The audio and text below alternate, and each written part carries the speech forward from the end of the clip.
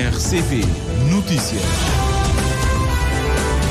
13 horas em Cabo Verde, Jornal da Tarde, edição de Anatólio Lima. Vamos conhecer os títulos.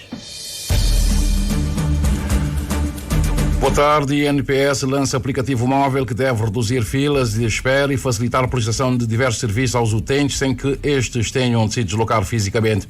Câmaras municipais devem ao INPS perto de 2 bilhões de contos e o Instituto apresenta proposta para regularização e garantir os direitos dos contribuintes. Processo de reversão do empreendimento GEO continua e o Governo decide prosseguir com a anulação do contrato caso o investidor não apresente alternativas. Vários viajantes continuam presos devido à falta de meios de transportes aéreos e também marítimos. O assunto foi abordado no Parlamento. Cardeais devem prosseguir na tarde de hoje a mais uma ou duas votações para se tentar eleger o sucessor de Francisco. Conhecemos os títulos, vamos ao desenvolvimento já a seguir com o jornalista Anatólio Lima. Boa tarde.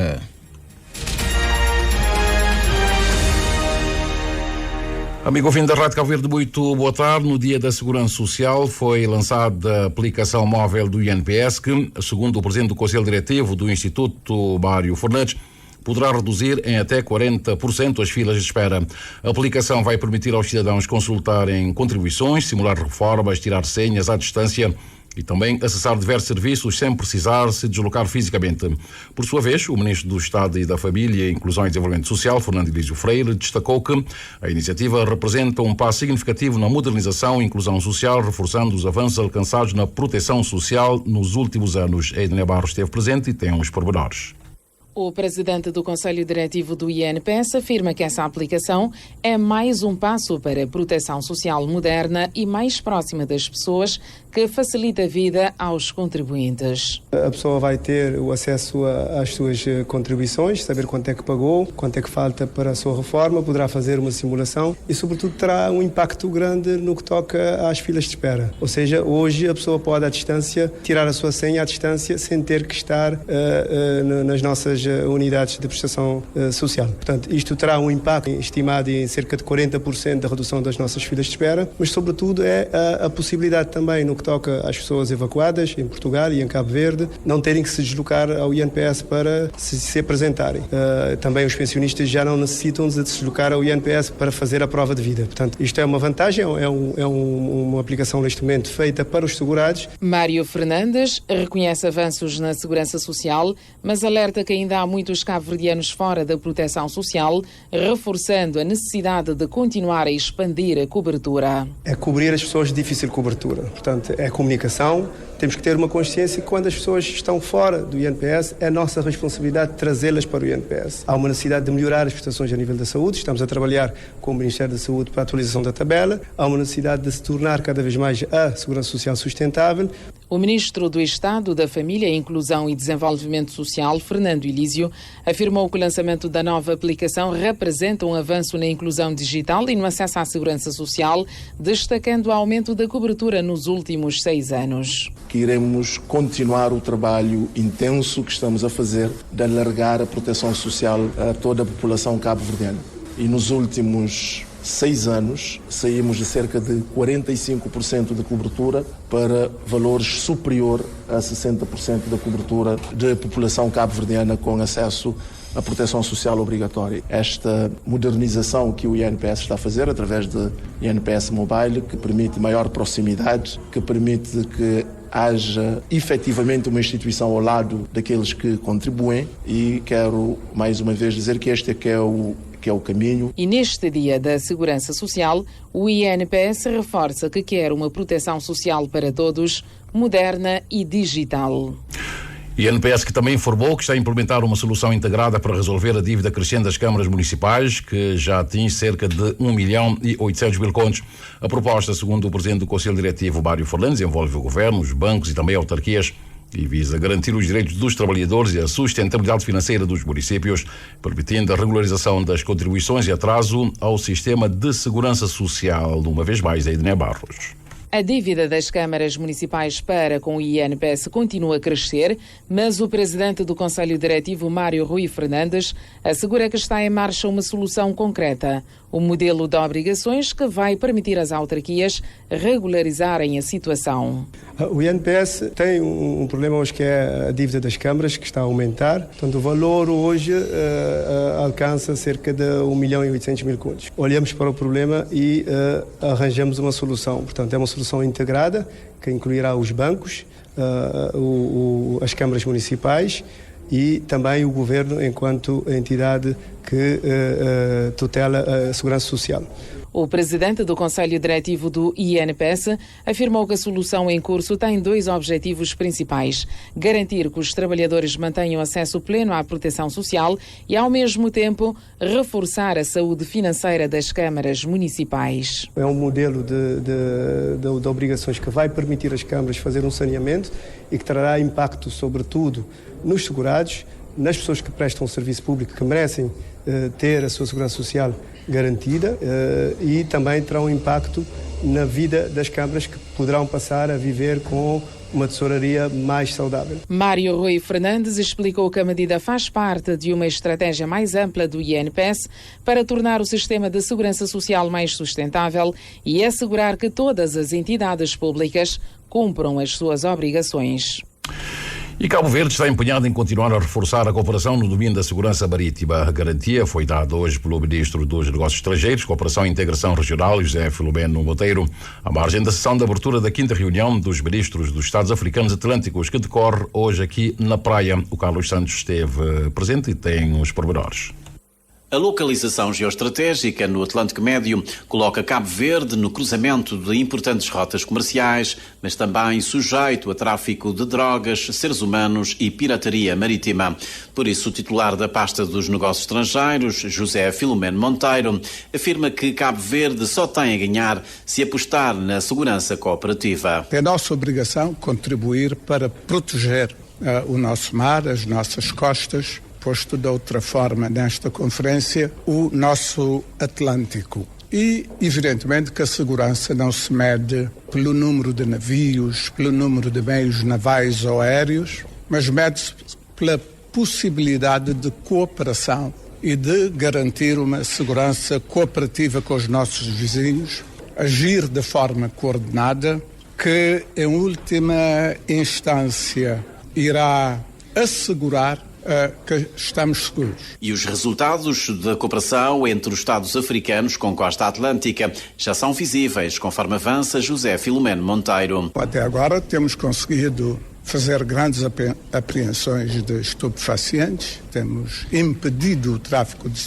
estupefacientes e os barcos têm acedido aos nossos portos sem incidentes. E a cadeia global de suprimentos, os chamados Global Supply Chains, tem funcionado no Atlântico Médio com a colaboração muito ativa de Cabo Verde, como esta reunião atesta. Para o diretor-geral da Agência Marroquina de Cooperação Internacional, o embaixador Mohamed Mektal, a reunião da praia abre boas perspectivas para a criação de um espaço de paz e prosperidade. Cette réunion ministérielle est importante puisqu'elle va permettre d'adopter le premier pas. Esta reunião ministerial é importante, uma vez que irá permitir lançar o processo dos países africanos do Atlântico através de troca de experiências e das recomendações que serão adotadas. Hoje, nesta reunião da praia, temos uma nova etapa que permitirá aos Estados africanos do Atlântico fazer deste espaço um espaço de paz e prosperidade. A reunião da praia conta com a presença de uma dezena de ministros dos negócios estrangeiros, embaixadores e representantes dos Estados-membros. No final, deverá sair uma declaração do chamado Processo dos Estados Africanos do Atlântico. E Cabo Verde foi palco no âmbito do Open Game 2025 de um simulacro de combate ao crime marítimo que envolveu a colaboração entre a Interpol e as autoridades de segurança do país. O foco da simulação foi o tráfico de drogas das águas territoriais cabo-verdianas, conforme a Dina Almeida. A Interpol e as autoridades de segurança cabo-verdiana uniram forças e realizaram um exercício prático de combate ao tráfico de drogas. A simulação de um crime marítimo envolveu uma embarcação proveniente do Brasil no cais do Porto da Praia. Realizamos uma encenação de um crime marítimo, tráfico de drogas, que aconteceu teoricamente dentro da encenação nas águas do Cabo Verde. Dentro da teoria do cenário que criamos, uma embarcação vinda do Brasil entregou drogas ao barco pesqueiro que se encontrava nas imediações do cais. Recebemos a informação e aí deslocamos as patrulhas do Cabo Verde, que são formadas pela Polícia Judiciária, que são formadas pela Guarda Costeira e pela Polícia Marinha. Então uma operação conjunta foi feita e essa operação conjunta resultou na apreensão de alguns quilos de cocaína, que foram testadas no local com os policiais da Polícia Científica. Obviamente, tudo encenação. Um dos objetivos do exercício foi de verificar se a abordagem realizada em Cabo Verde cumpre os trâmites internacionais em ações desta natureza, destaca Elson Soares, agente da Interpol. O que observamos aqui foi uma cooperação muito boa entre as autoridades marítimas, autoridades policiais do Cabo Verde, o que significa dizer que nosso objetivo como policiais da Interpol é haver uma realização do princípio de quando os policiais eles chegam no local da abordagem, encontram os materiais ilícitos e, consequentemente, resultar na prisão dos meliantes. E para isso precisa haver uma conexão entre os procuradores, toda a Polícia Judiciária e a Polícia Nacional que vocês possuem aqui. Então, dessa forma, observamos uma conexão entre essas polícias. O exercício ainda está em andamento, obteremos as conclusões do que foi feito adequadamente de acordo com as legislações do país e de acordo também com as legislações internacionais. Mas eu posso te afirmar de antemão que os procedimentos foram bem executados por parte da Polícia do Cabo Verde, o que é um motivo de parabenizá-los. A segunda fase da operação simulada no quadro do exercício da Open Game Express 2025 acontece no tribunal. E no âmbito das comemorações do seu 32º aniversário, a Polícia Judiciária promoveu na Ilha do Sal uma conferência sobre desafios e perspectivas no combate ao cibercrime e também à mutilação genital.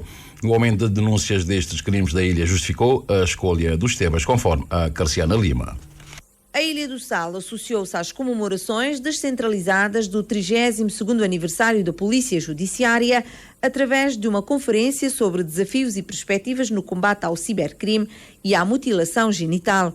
O diretor do Departamento de Investigação Criminal do Sal, Adérito Moreno, justificou a escolha dos temas. A razão de facto da escolha do tema relacionado com o cibercrime tem que ver com o aumento de denúncias e de processos relacionados, nomeadamente com acesso ilícito, pornografia de vingança, burla informática e outras burlas com recurso a redes sociais.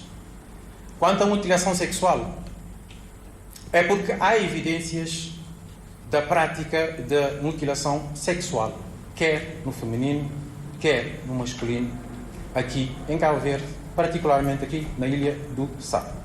Ao fazer a abertura do evento, o diretor nacional da Polícia Judiciária, Manuel da Lomba, agradeceu os profissionais que diariamente trabalham no combate ao crime, correndo riscos e expondo as suas famílias, mas lembrou que a segurança é uma responsabilidade de todos. Se por um lado o Estado tem o dever de defender a segurança para todos e a cada um dos cidadãos, através das diversas instituições com competência de levar a cabo, onde a Polícia Judiciária tem um papel importante na prevenção e combate ao crime, principalmente crimes complexos, organizados e transnacionais, para garantir a paz, a segurança e a tranquilidade de todos, não é menos verdade.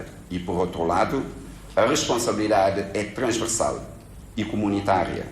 Ou seja, a responsabilidade é de todos e de cada um de nós, começando pela mudança de mentalidades, mudança de comportamentos em relação à justiça e à segurança, contribuindo para que este ativo, que ultrapassa os partidos políticos, que ultrapassa os governos, seja preservado. A Polícia Judiciária completa 32 anos no dia 12 de maio e as celebrações acontecem sob o lema Polícia Judiciária, 32 anos na prevenção e combate ao crime por uma sociedade justa e segura. E o processo de reversão do projeto GEO aqui na praia continua em curso. Não obstante a promotora ter manifestado vontade de aportar, aliás, um novo investidor, o governo já tomou uma decisão de prosseguir com a anulação do contrato, reitera o vice-primeiro-ministro, que é também ministro das Finanças, Olavo Correia. Portanto, há um processo de reversão que está em curso e que vai ser seguido, se não conseguirmos alternativas que sejam viáveis para viabilizarmos a operação e, portanto, depois o governo, uma vez concluir esta fase da reversão, estará a encontrar novos operadores para desenvolver o projeto, que depois será aprovado antes do início da execução do mesmo. O governo continua aberto a propostas alternativas do investidor, nota Olavo Correia, que promete levar o processo de reversão até ao fim, caso estas alternativas não surjam. Já temos 13 horas mais 15 minutos e meio. A avaria no avião à terra da Transportadora Aérea Nacional tem trazido constrangimentos a cerca de 700 passageiros das ligações na Praia Fogo e também Sal, São Nicolau Sal, conforme apurou o Moisés Évora. São cerca de 700 os passageiros afetados devido à avaria no avião da Transportadora Aérea Nacional.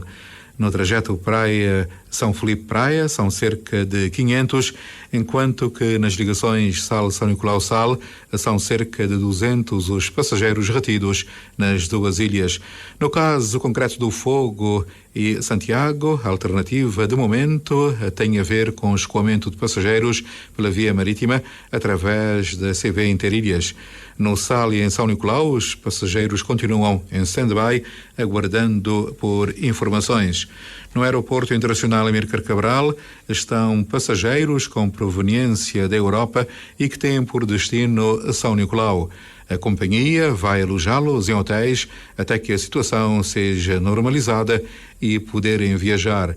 Trata-se de uma situação que se arrasta desde ontem devido a uma avaria num dos aviões da TR no aeroporto de São Vicente. Desde então foram canceladas várias ligações entre Santiago, Fogo, Santiago e Sal, São Nicolau, Sal. Uma fonte contactada diz acreditar na normalização da situação de uma forma célere.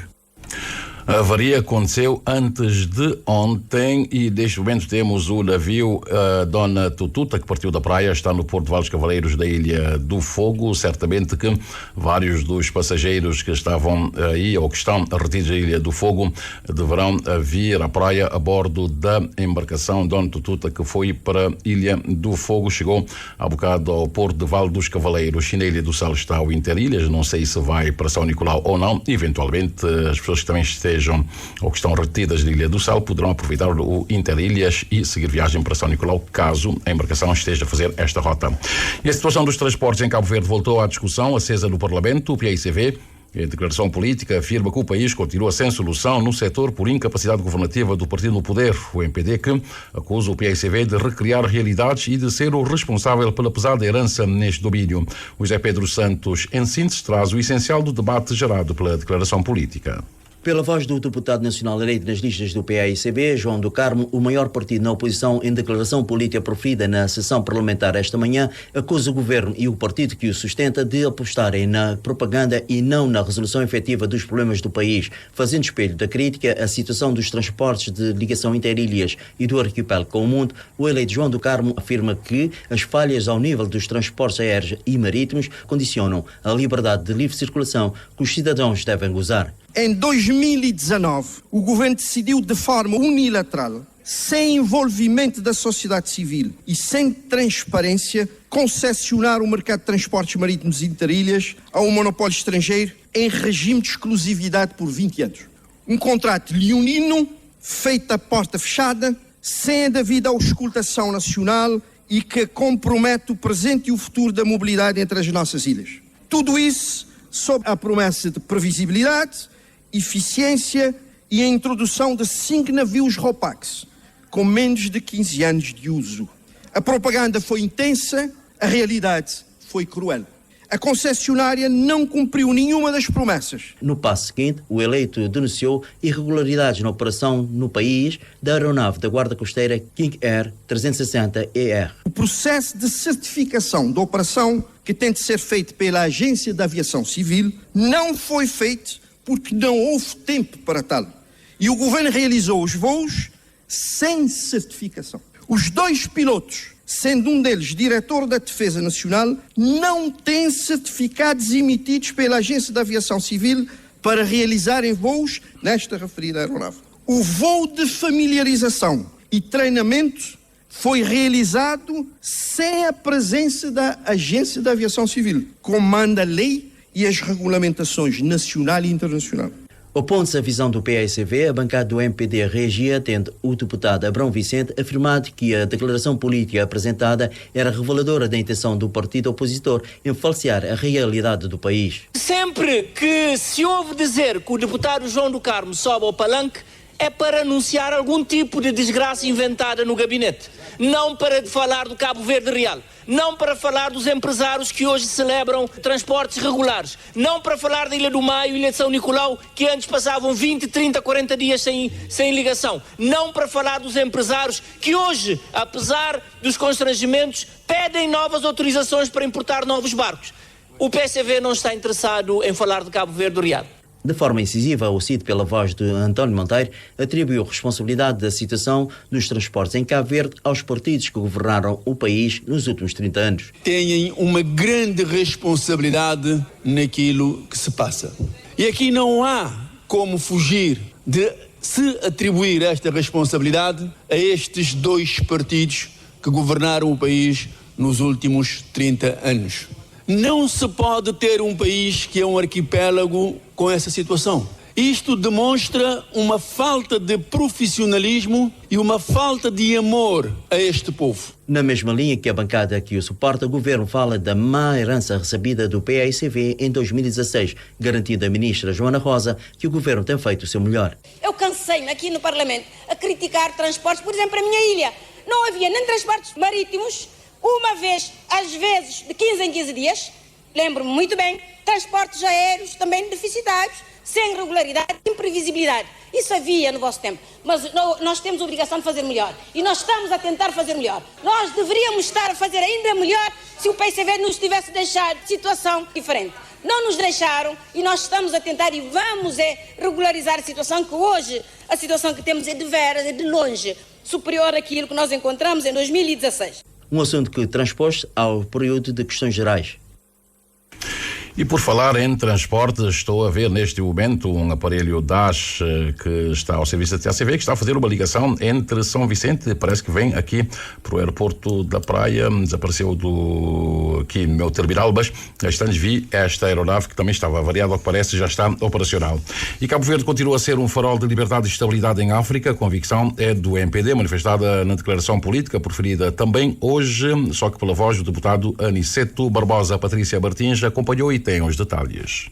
Um trabalho institucional sério, cultura democrática em consolidação e políticas públicas viradas para o reforço da cidadania, boa governação e paz social são as causas que, segundo o MPD, fazem refletir o perfil do país no que toca à liberdade de imprensa, reconhecido além fronteiras. Aniceto Barbosa sublinha a 30ª posição de Cabo Verde, que subiu 11 pontos no ranking mundial da liberdade de imprensa dos Repórteres Sem Fronteiras. Cabo Verde subiu 11 posições no ranking mundial da liberdade de imprensa, por isso é mais importante do que nunca valorizar este feito. Os recentes relatórios divulgados pelo Business Inside Africa, uma referência no acompanhamento de tendências económicas e sociais do continente, colocam Cabo Verde entre os países africanos com melhor desempenho em áreas estruturantes.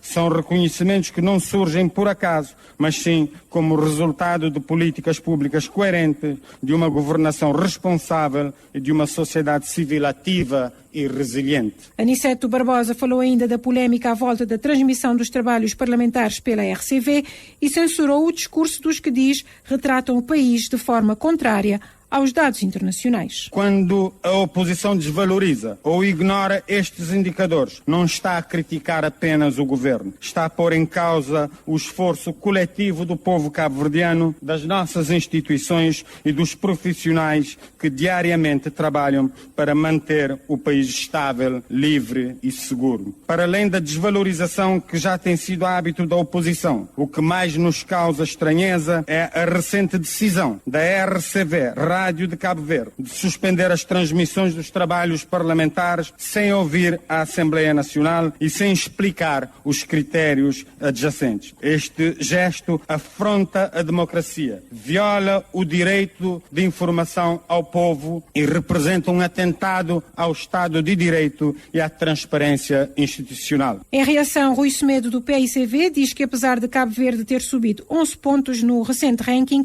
na pontuação o país tem descido desde 2016 e não tem tido melhorias. Na pontuação temos descido sempre desde 2016. Em termos da pontuação estamos a descer. Por que subimos 11 pontos no ranking? Porque tínhamos descido 8 pontos no ano passado. O que significa que em relação ao ano anterior recuperamos os 8 pontos e ganhamos 3 pontos. Porque em 2023 estávamos na 33ª posição. Em 2025 estamos na 30ª. Mas nós já estivemos na 9ª posição no ranking.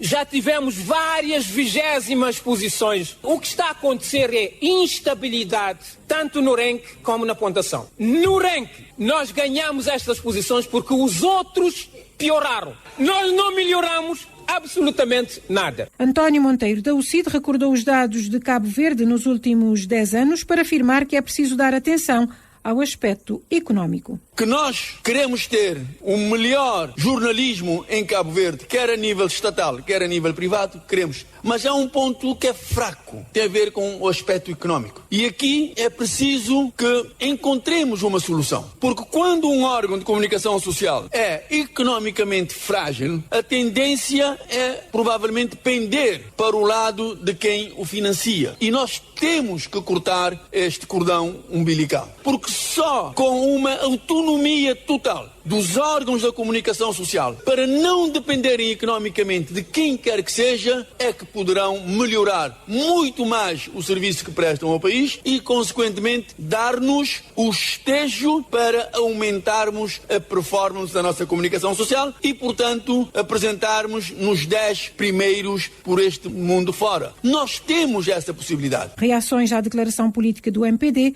sobre a liberdade de imprensa.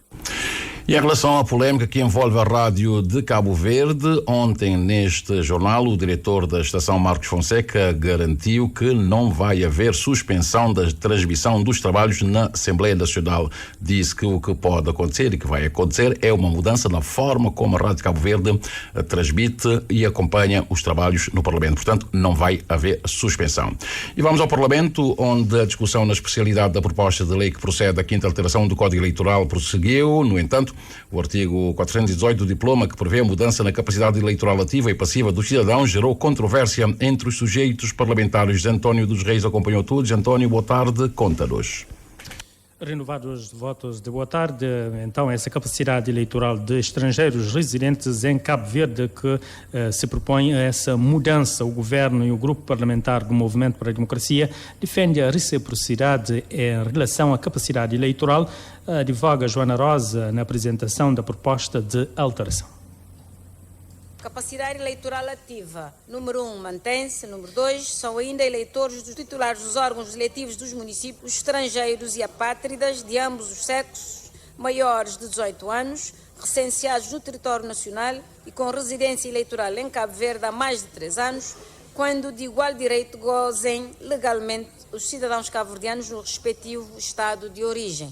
Número 3, são também eleitores dos titulares dos órgãos eletivos dos municípios, os cidadãos lusófonos legalmente estabelecidos, nas mesmas condições que os cidadãos nacionais, quando de igual direito gozem legalmente os cidadãos cabo-verdianos no respectivo estado de origem.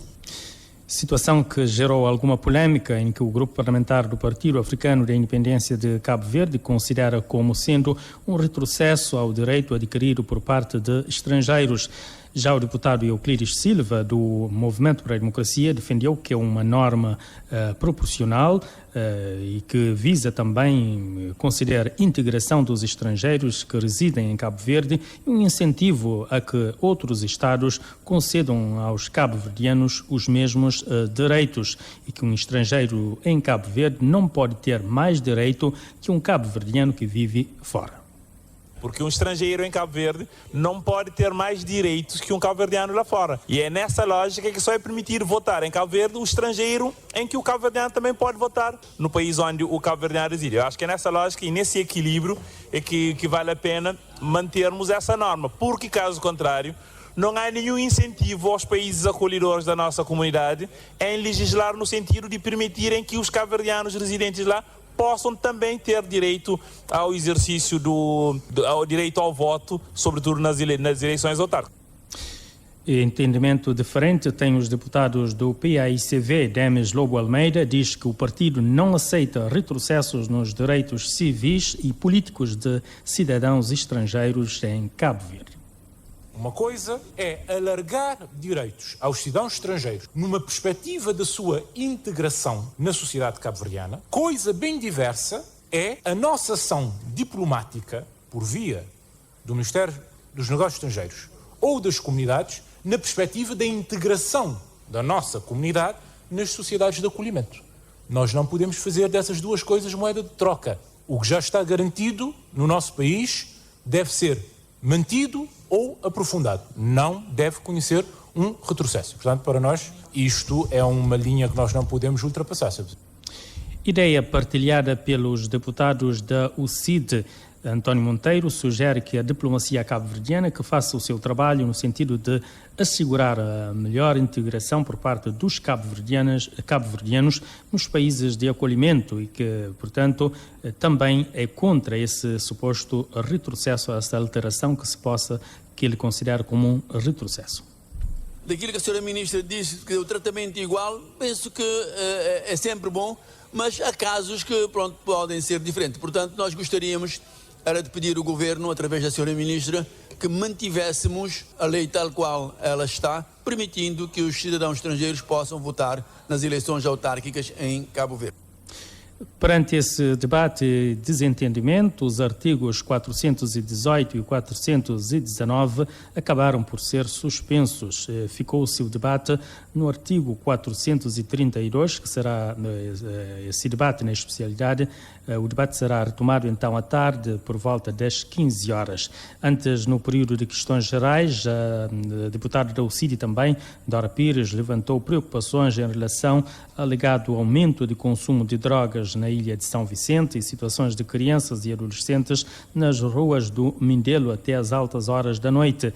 A parlamentar pediu intervenção do governo para se pôr cobro à situação. Em resposta, a ministra da Justiça, Joana Rosa, prometeu tolerância zero a casos de crianças nas ruas e anunciou a criação de uma equipa multidisciplinar formada pelos técnicos do ICA, do Ministério Público, da Polícia Nacional, entre outros, para se pôr cobro, portanto, a essa situação.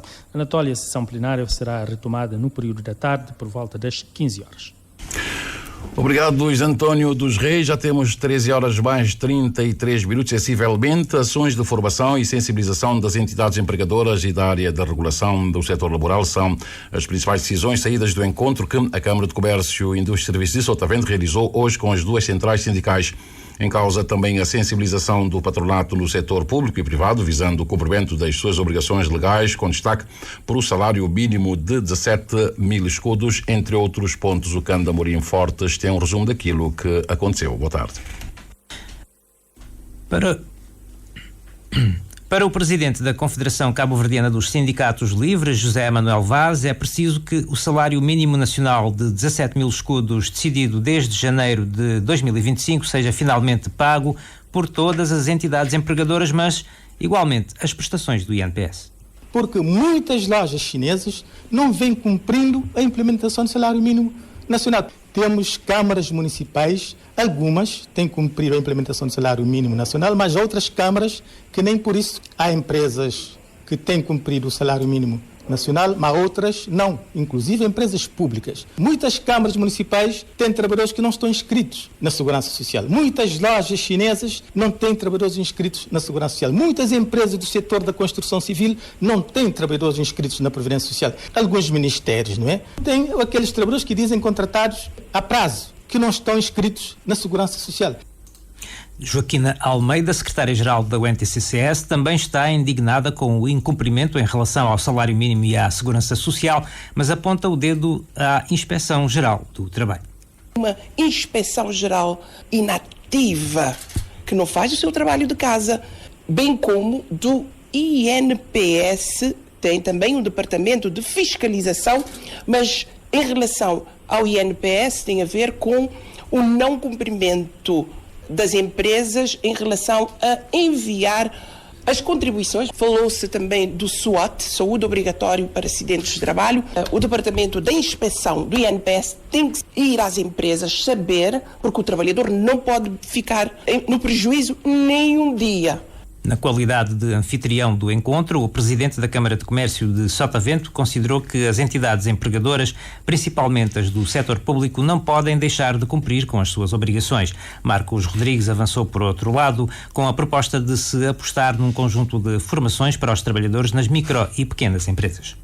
Verificamos que é de uma importância capital a questão da formação profissional nas pequenas, micros e pequenas empresas. As inspeções e todas as instituições públicas devem intervir fortemente para regular o quão antes possível esta questão. Não faz sentido nenhum haver o aumento do salário mínimo nacional e não haver o cumprimento desse salário mínimo nacional. Por isso é uma questão que temos em agenda, que nós vamos continuar a verificar. O Governo tem que ser o exemplo, as instituições públicas têm que ser o exemplo e as câmaras municipais não podem ficar fora, porque o salário mínimo nacional dos trabalhadores é uma melhoria também do desenvolvimento económico. Centrais sindicais e Câmara de Comércio de Sotavento apelam ao cumprimento das obrigações legais por parte de todas as entidades empregadoras, com destaque para o salário mínimo de 17 mil escudos e as contribuições ao INPS. E o vice-primeiro-ministro anunciou hoje a revisão do Código da Contratação Pública. O anúncio do Olavo Correia ocorre no dia em que a Autoridade Reguladora das Aquisições Públicas, a ARAP, celebra 17 anos da sua criação. A mexida no Código da Contratação Pública visa também, segundo o governante, criar regras mais transparentes. Podemos dizer que valeu a pena a criação da ARAP e hoje estamos a avançar para a revisão do Código de Contratação Pública, para compras públicas eletrónicas, para a formação muito mais acelerada dos recursos humanos. Temos tudo para que a ARAP seja uma instituição forte no quadro de uma dezena de instituições que fazem parte da governança económica. Os 17 anos da ARAP, no caso, são também oportunidade para a responsável da instituição, Sabira Duarte, enaltecer o trabalho que o organismo tem feito em prol das contratações públicas em Cabo Verde. Através da regulamentação que promove no setor da contratação pública, da formação que realiza a diversas entidades e que tem solicitado cada vez mais a capacitação para uma melhor aquisição pública, através da acreditação das unidades de gestão, através da auditoria e supervisão que efetuamos regularmente, mantendo a fiscalização necessária, trazendo maior transparência para a sociedade, através de estudos realizados, também necessários, para compreendermos as fragilidades do sistema e de modo a atuarmos lá onde seja necessário. A certificação pela norma ISO, que cria normas de facilitação do comércio, é outro ganho conseguido pela ARAP nestes 17 anos, destaca Sabira Pereira. Para assinalar a efeméride, a autoridade organiza hoje uma conferência sobre o impacto das alterações climáticas das aquisições públicas. É que, esclarece Sabira Duarte, com o mundo a viver uma emergência climática, urge adaptar critérios ambientais aos critérios aquisitivos.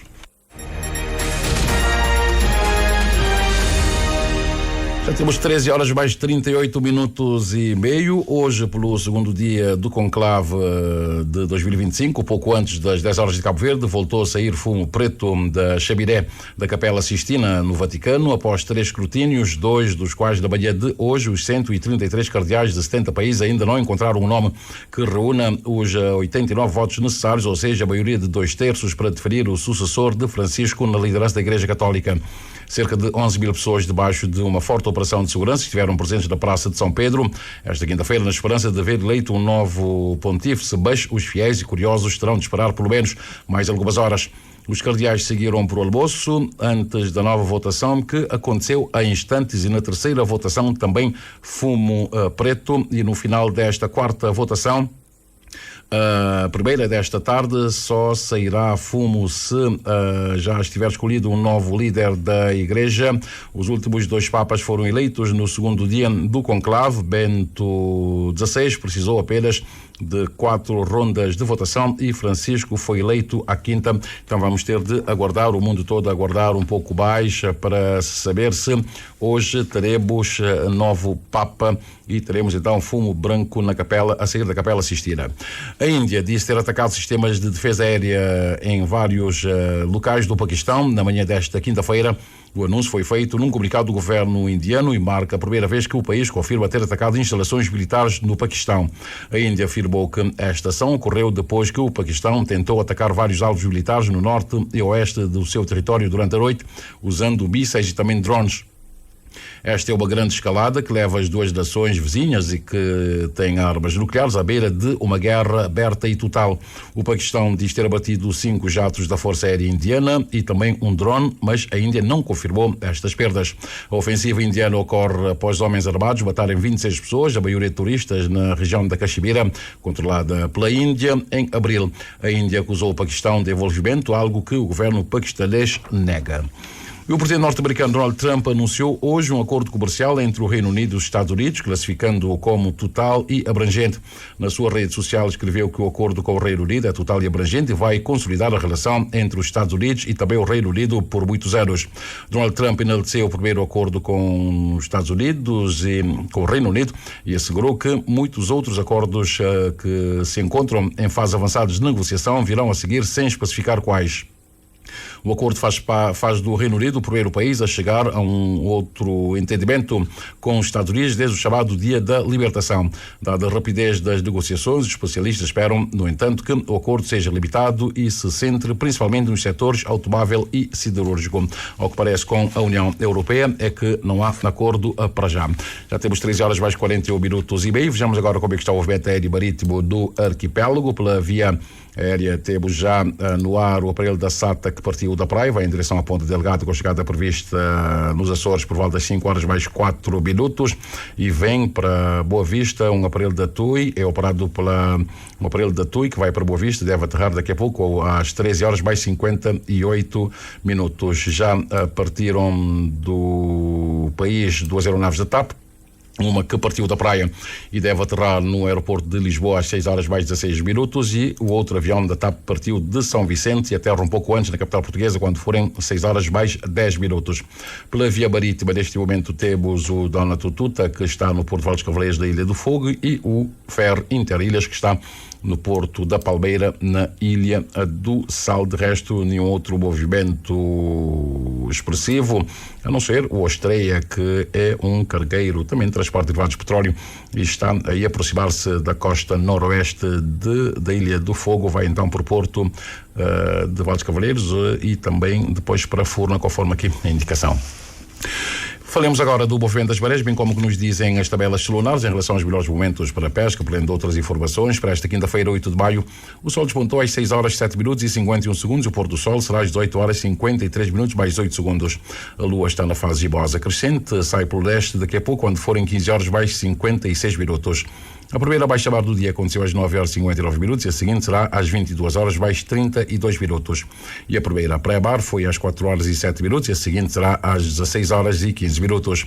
Os dados apontam que hoje é um dia regular para pescar, sendo o melhor momento que resta do dia, das 20 horas e 51 minutos até às 22 horas e 51 minutos. Para amanhã, sexta-feira, a primeira baixa-mar será às 10 horas e 41 minutos e a seguinte será às 23 horas mais 4 minutos.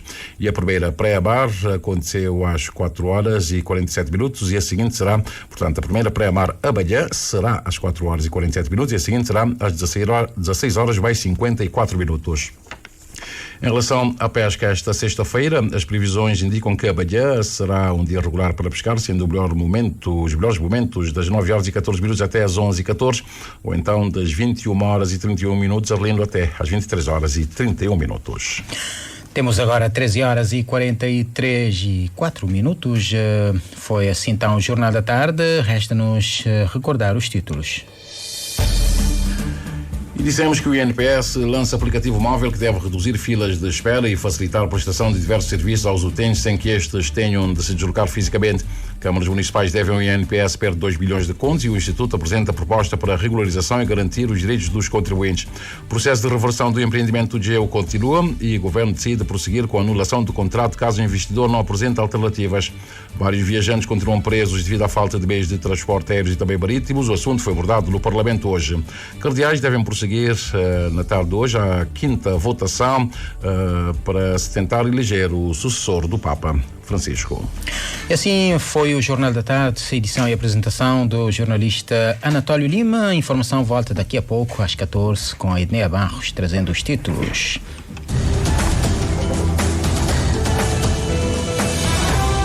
Mais informações em www.rtc.cv e na aplicação RTC Mobile.